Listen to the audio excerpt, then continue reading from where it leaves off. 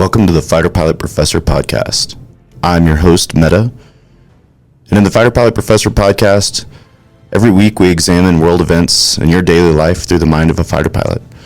The episodes answer your questions harnessing my experience in 25 years of flying fighter jets and my PhD in history, policy, and strategy. You can tune in wherever you find your favorite podcast. You can follow me on Instagram and on YouTube, the Fighter Pilot Professor.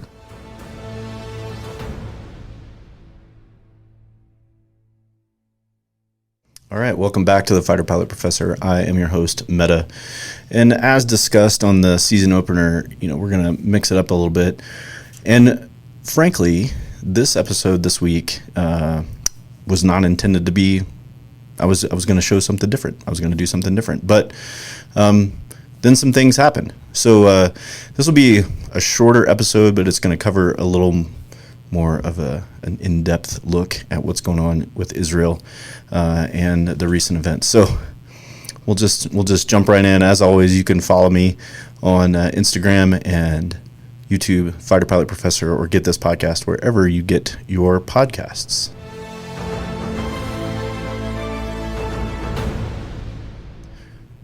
All right, so unless you've been hiding under a rock, you will know that this happened this week, or this past week, I guess, as you're listening to this. And then this happened. And then, and not to be outdone, this happened. And so this prompted me to say, I feel like we need to talk about this, right? So we're going to focus just in on what's going on with Israel, Hezbollah, and Lebanon, and we'll talk a little bit about Mossad and kind of how this operation went down, right? So just backing up to get some context going on here, right? So let's talk first about Lebanon. So this is where all of these attacks took place, was in Lebanon. So Lebanon, like a lot of things in the Middle East, as I've said many times here, is complicated. It's complicated. It has a rich but complex history, right? Civilization in Lebanon is one of the oldest in the world. And Beirut and some of the other cities in Lebanon are some of the oldest cities in the world as well. Now, going all the way back to biblical times, right? There were people living here. They have a wide variety of ethnic mix, of religious beliefs, etc., right? But sort of flash forward, much like Israel, Jordan, and other nations in the Middle East, the modern state of Lebanon went through a series of invasions, right? So the Greeks and the Romans, the Muslim caliphates, then in the 1500s, it fell under the Ottoman Empire, and that lasted for 400 years, basically. It was under the control of the Ottoman Empire through various sub-caliphates, etc. And then in World War I happened. And as I've said before, again, if you want to know why some things are the way that they are, you can usually blame the British and or World War I. And in this case, it's not the British. Well, it's kind of the British. It's the British and the French, right? So Lebanon fell under the French mandate at the end of World War I after the Entente divided up the former Ottoman territories as a result of the ending of World War I. And the French got a hold of parts of the Middle East. The British got a hold of other parts of the Middle East, and one of the parts that the French got a hold of was Lebanon. And in the modern day state, what is the modern day state of Lebanon, was essentially the boundaries were essentially drawn by the French. And then in 1944, the French turned loose the state of Lebanon to an independent state. And this is going to be the important part here. This is where we get into the parts that you got to listen to, right? Up to this point, obviously, the French had been ruling the nation remotely, as it were, right, through colonial power. And now the French divided the new Lebanese government essentially between the three main factions of religious sects contained within the country of Lebanon. So an important thing to know about it is Lebanon, like I said, has a rich and diverse history, and therefore it comes with a very sizable population of most of the major religions, monotheistic religions from the Middle East. So Shia Muslims, Sunni Muslims, Christians, and Jews, all in some percentage make up part of Lebanon, the Lebanese population. When France turned the government, the Lebanese over to their own independent government, they divided the government in between three parts: a Christian part, a Sunni part, and a Shia part. And that stayed that way largely with a reasonable amount of conflict until the 1970s. Interestingly, during the Arab-Israeli conflicts after Israel was born, and then 1967 and then 1973, Lebanon did not participate in those wars. And so Israel and Lebanon have a mixed but complex relationship, and the part that comes next is why they have this mixed and complex relationship. The main part that they have this mixed and complex relationship is because beginning in the 1970s, Lebanon fell into a civil war that basically lasted until 1990 between the ruling factions. The government divided into three, couldn't really get along, and it descended into violence. The violence was widespread, internal killings between these various religious sects. Famously, the U.S. Embassy was bombed.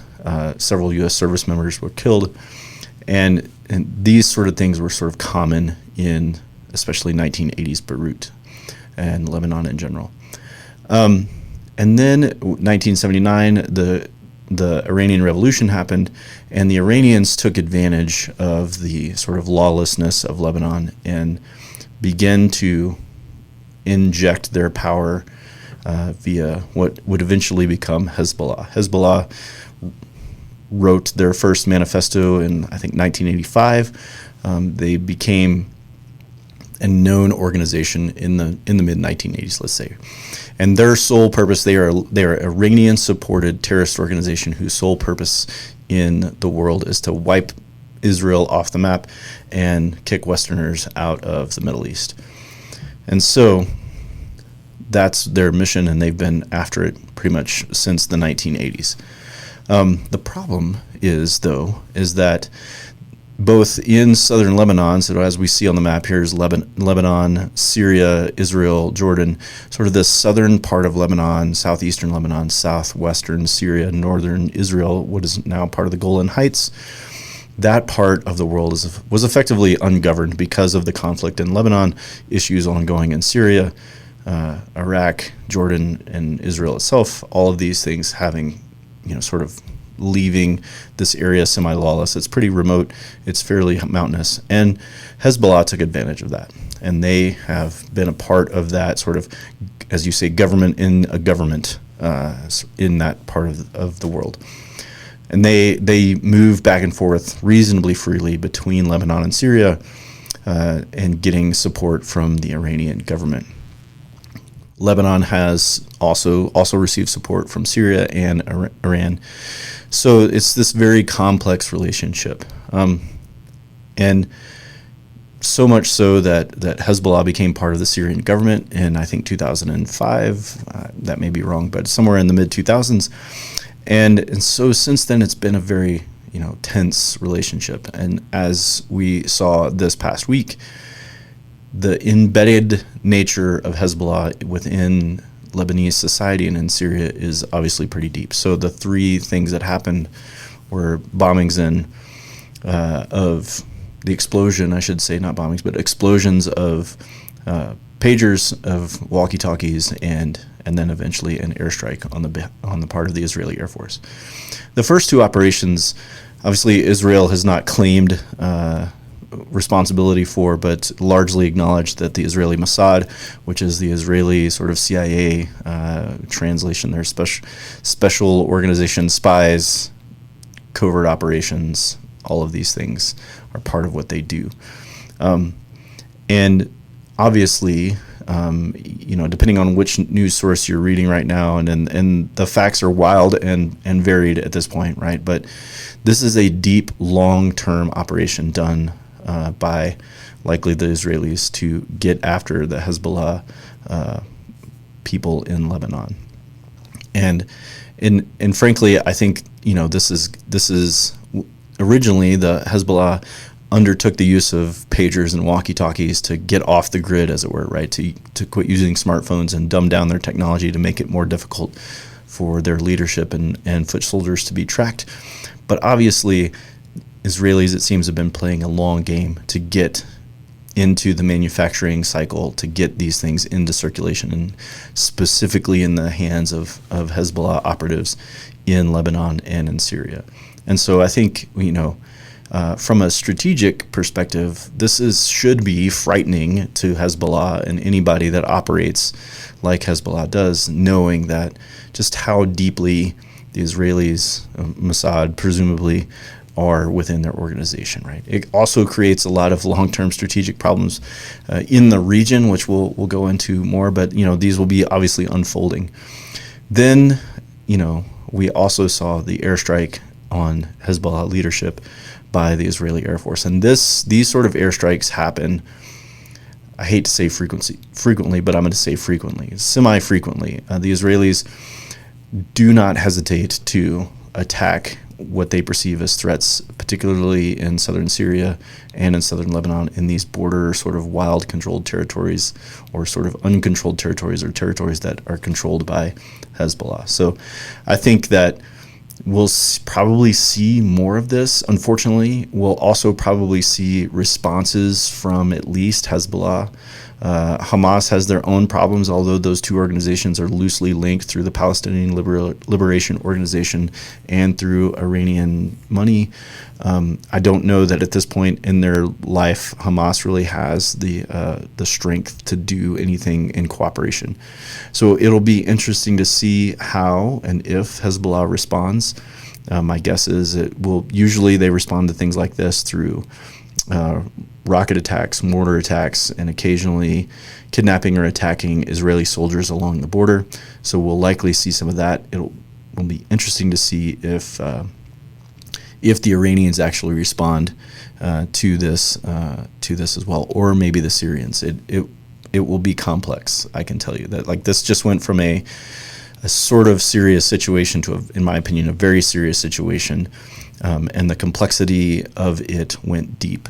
And I think this sort of finally, the reason why it's so complex is because the depth of Hezbollah within the Lebanese government, the depth of Iranian influence within the Lebanese government and within Hezbollah, and we're going to see effects both within the Iranian organization and within this Lebanese government organization, and all of this is going to be tied directly to the attacks that the Israelis carried out trying to target Hezbollah operatives. So more to follow, obviously.